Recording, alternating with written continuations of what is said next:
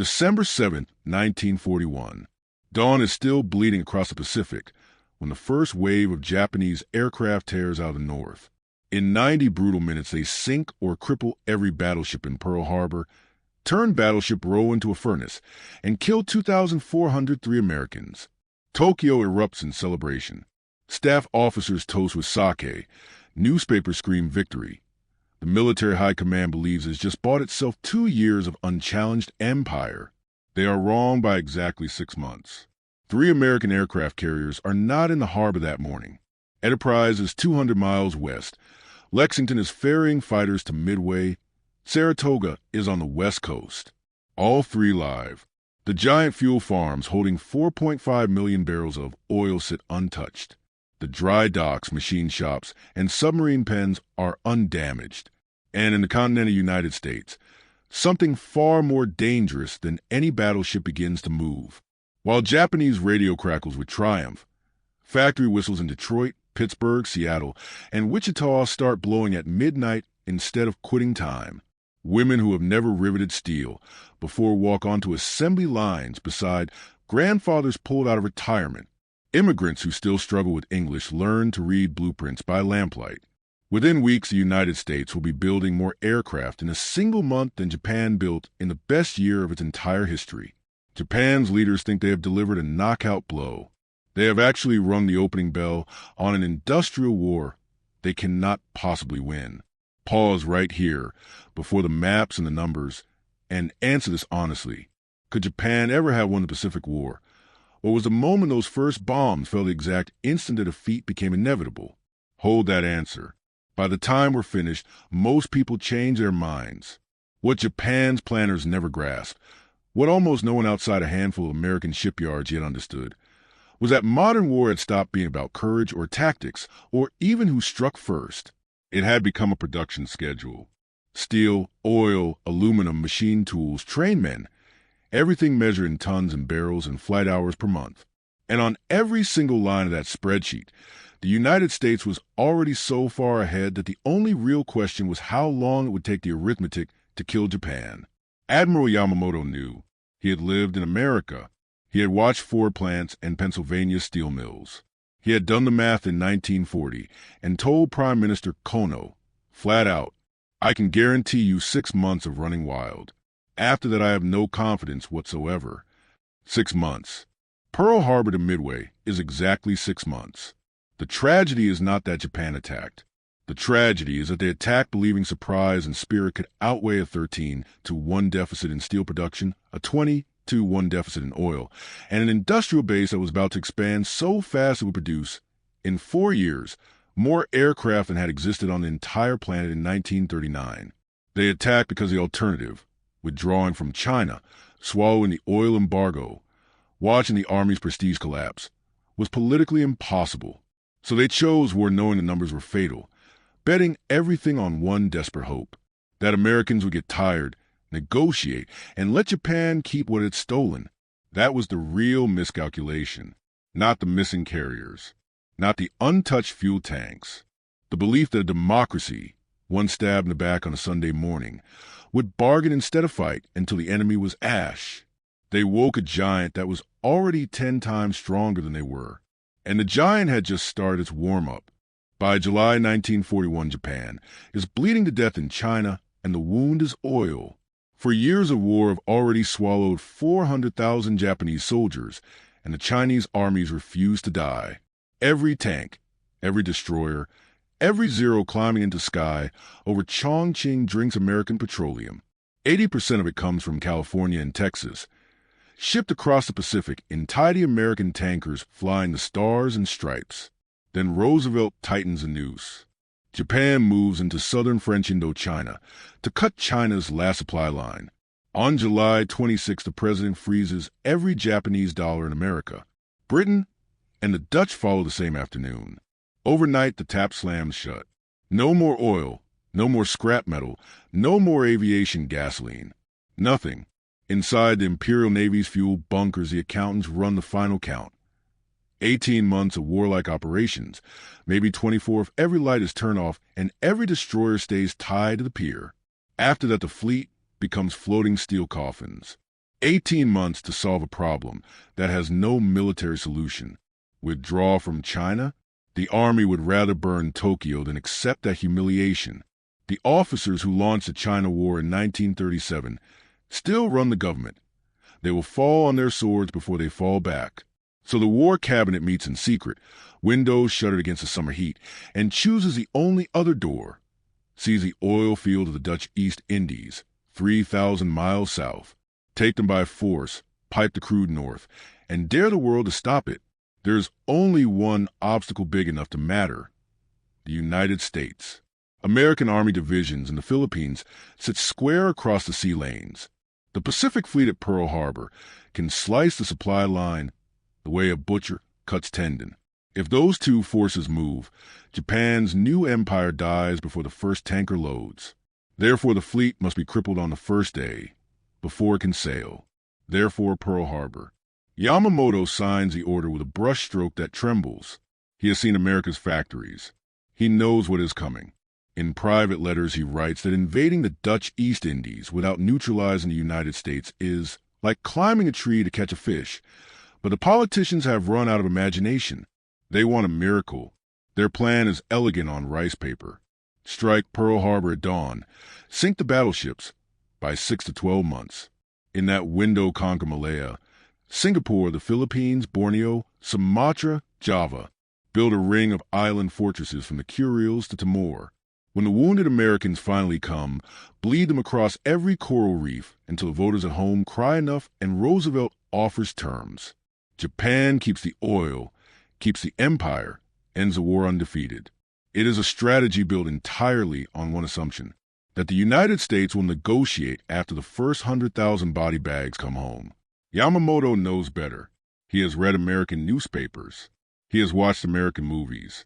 He has stood on the observation deck of the Empire State Building and felt the country's pulse. He knows that on the morning of December 7th, 1941, Japan will not simply declare war. It will commit suicide with perfect etiquette. June 1940. Yamamoto stands alone on the bridge wing of the flagship Nagato, wind whipping his uniform, staring west across an empty sea. In his pocket is a letter he will never send. It contains one sentence he has repeated to every minister who will listen. In 6 months to 1 year, I can run wild. After that, nothing. He is not guessing. He is reading the future in balance sheets. He knows the American steel mills he toured in Pittsburgh poured more metal in 1 week than all of Japan in a month. He knows the Texas oil fields pump in a single day what Japan needs in a week. He knows Henry Ford's Willow Run plant is already clearing land for a factory that will build one B-24 bomber every hour, 24 hours a day, forever. He knows, and they still order him to plan the impossible. The final war game is held in September 1941 aboard the same Nagato. Yamamoto's staff plays the American side with ruthless honesty. They move carriers the Japanese do not expect to be at Pearl Harbor. They refuse to negotiate after the first defeats. They sink Japanese troop convoys with submarines that never existed in real life. By the end of the exercise, Japan has lost the war 3 times in a single afternoon. The umpires rule that the results are too pessimistic. They change the rules. They give Japan back its sunken ships. They make America agree to peace in 1943. Yamamoto walks out without a word. The actual plan is beautiful in its cruelty. 6 carriers, 400 aircraft, a Sunday morning when the American ships are packed tight like matches in a box. Torpedoes modified to run shallow in the harbor's mud. Armor-piercing bombs forged from 16-inch naval shells. Total surprise. Total paralysis. The objective is not conquest of Hawaii. It is amputation. Cut off the American right arm for 12 months while Japan gorges on the resources of Southeast Asia. Then stand behind a wall of coral and steel and wait for the Americans to grow tired of paying the butcher's bill. Every officer in the room believes it can work. Every officer except one. Yamamoto's chief of staff finds him later that night on the darkened deck, staring at the stars. "Sir," he asks, "do you believe we can win?" Yamamoto's answer is soft, almost a whisper. "I believe we can make them remember our name. Whether that is victory or suicide depends entirely on how angry we make them. He already knows the answer. He has seen the shipyards at Newport News, the assembly lines at River Rouge, the endless freight trains loaded with coal and iron or snaking across a continent that has barely begun to fight. He knows that on the day Japan chooses war, the only real question left is how completely it will be destroyed. And still the fleet sails, because pride is heavier than arithmetic, and empires would rather die beautifully than live in shame. December 7th, 1941, 6:48 a.m. Hawaiian time. The first bomb falls like the crack of doom. In the next 110 minutes, the Imperial Japanese Navy executes the most perfectly planned and ruthlessly delivered single blow in the history of warfare. 8 battleships are torpedoed, bombed, or set ablaze. Arizona dies in one orange-white flash that consumes 1,177 men in 9 seconds. Oklahoma rolls over like a wounded whale and traps 400 sailors alive in her steel belly. The air is thick with burning oil, screaming metal, and the smell of human meat cooking on steel decks. Tokyo receives the code phrase Tora, Tora, Tora, and the city explodes in ecstasy. Newspapers print extras before the smoke has even cleared Pearl Harbor. The Emperor's advisors smile for the first time in years. The Pacific Fleet is gutted. The Southern operation can begin unopposed. They have just made 3 mistakes so colossal that every future victory will be borrowed time. Mistake 1. The carriers are gone. Enterprise is hunting submarines west of Oahu. Lexington is 400 miles southeast delivering fighters to Midway. Saratoga is in San Diego, safe behind the Golden Gate. Not one flat deck is scratched. The weapons that will actually rule the Pacific are already at sea, untouched and furious. Mistake 2. The bombs never touch the fuel. 4.5 million barrels of heavy bunker oil sit in tanks on the hillside above the harbor, enough to steam a fleet to Tokyo and back 10 times. A single match in the right place would have paralyzed the Pacific war effort for 2 years.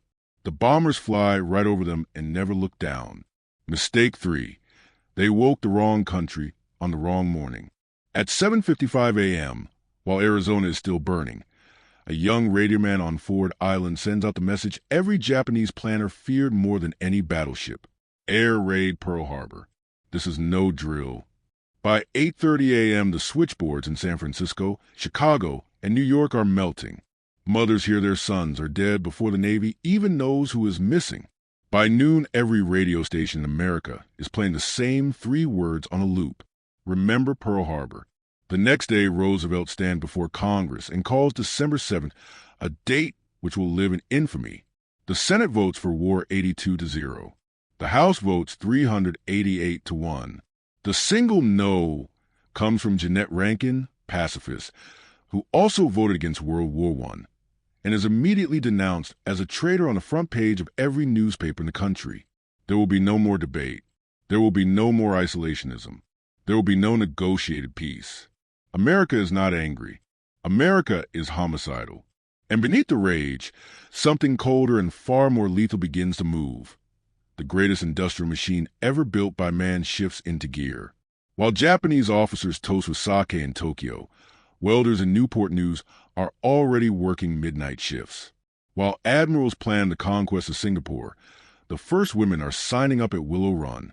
While Yamamoto stares at the ceiling of his cabin, unable to sleep, the assembly lines that will bury his fleet are warming up. Japan has won the most brilliant tactical victory of the war. It has also just signed its own death warrant in perfect calligraphy. The war they wanted lasted 6 months. The war they got will last until one nation no longer exists. The numbers arrive like artillery shells, one after another, and nothing in Japanese mythology can stop them. Steel first. In 1941, the United States produces 75 million tons. Japan produces 5.8 million. Ratio, 13-1. In a single 30-day month, America forges more steel than Japan will manage in the entire year of 1944, when its factories are already eating their own seed corn. Oil next.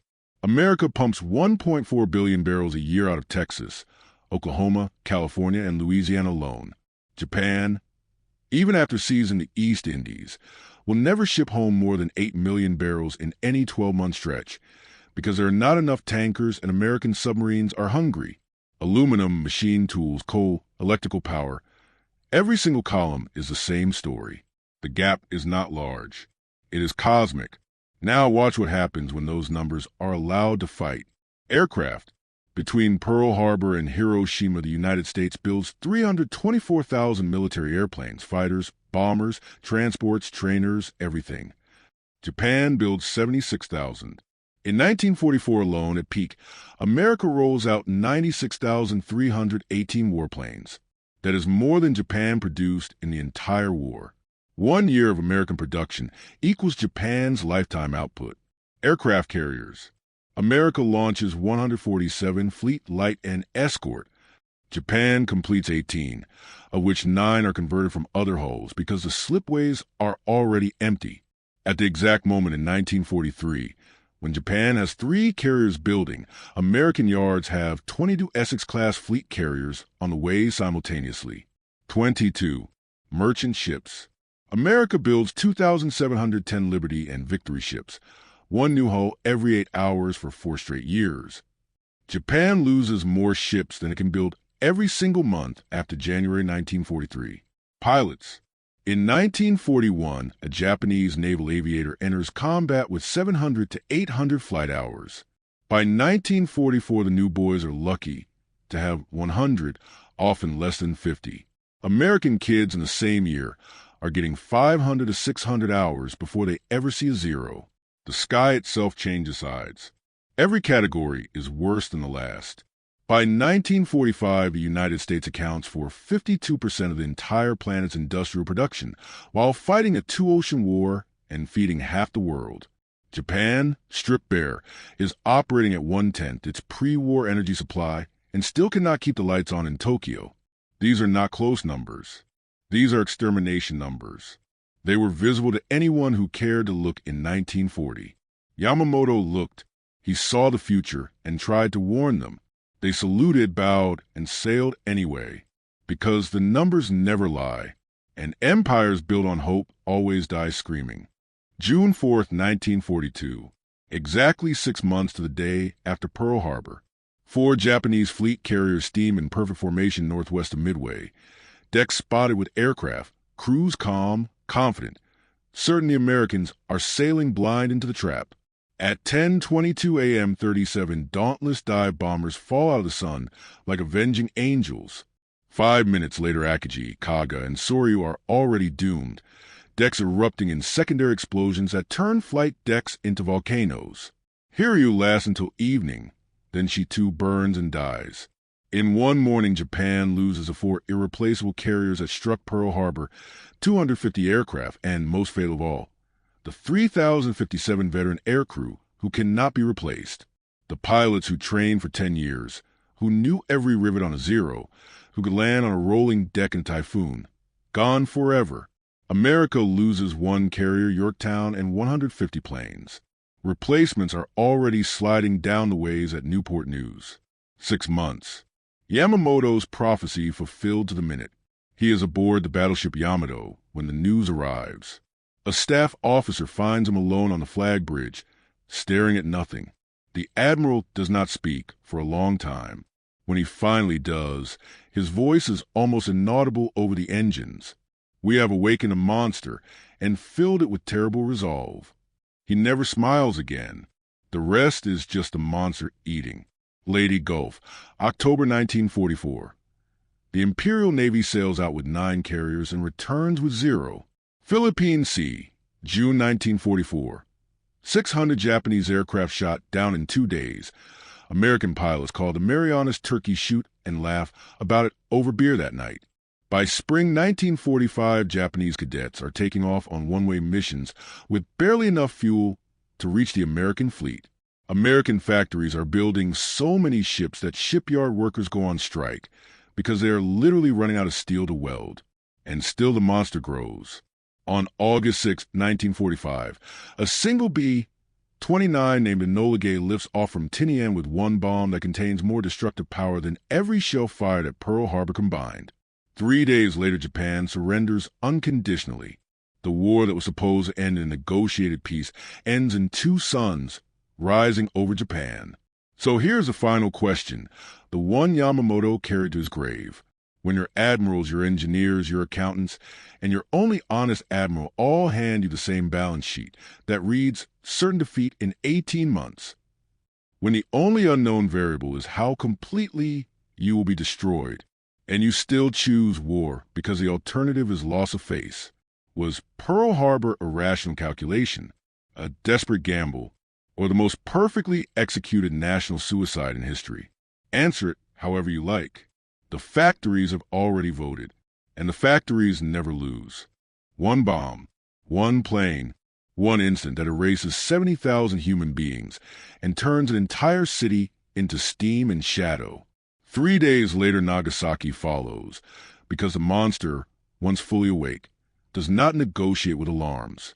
The emperor broadcasts surrender from a bunker beneath the palace, voice trembling for the first time in 2,000 years of imperial myth. He does not say we lost. He says the war situation has developed not necessarily to Japan's advantage. That is the closest the divine throne will ever come to admitting that spirit, bushido, and bamboo spears weighted exactly 0 against the periodic table. In the end, the scoreboard is obscene. America lost 407,000 lives total, Pacific and European theaters combined. Japan lost between 2.5 and 3.1 million military dead, plus another 600,000 to 800,000 civilians burned, blasted, or starved. The empire that set out to rule Asia for 1,000 years lasted exactly 3 years, 8 months, and 22 days from the first bomb on Pearl Harbor to the last bomb on Nagasaki. Every island fortress they bled for, Tarawa, Saipan, Iwo Jima, Okinawa, became nothing more than a speed bump for an avalanche of steel that grew larger every month. The final irony is quiet and brutal. On September 2nd, 1945, aboard the battleship Missouri in Tokyo Bay, General MacArthur accepts Japan's surrender beneath the same flag that flew over the capital the day Pearl Harbor was attacked.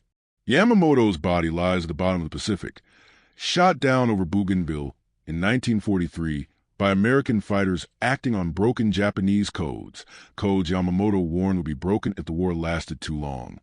He never lived to see the proof of his prophecy, but he would have recognized the scene instantly. A defeated nation signing away its dreams on the deck of foreign warship, while above them the sky is filled with hundreds of B-29s and Hellcats that did not even exist when the war began. The lesson is carved into the hull of every Essex-class carrier that never stopped coming. You can win every tactical engagement for 2 years. You can sink battleships in perfect formation. You can die with unimaginable courage on 1,000 forgotten atolls. But if the enemy can replace 100 aircraft for every one you shoot down, 100 ships for every 10 you sink, 100 pilots for every one you kill, then courage is just a slower way of committing suicide. Japan discovered that truth the way every empire before and since has discovered it. When you declare war on arithmetic, arithmetic declares war on you, and arithmetic always collects, with interest,